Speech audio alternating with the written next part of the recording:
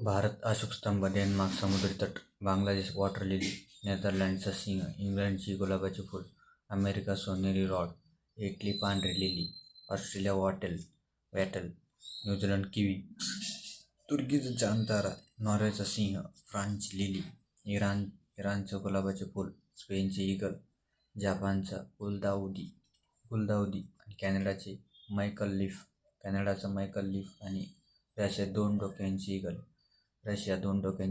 परत एकदा.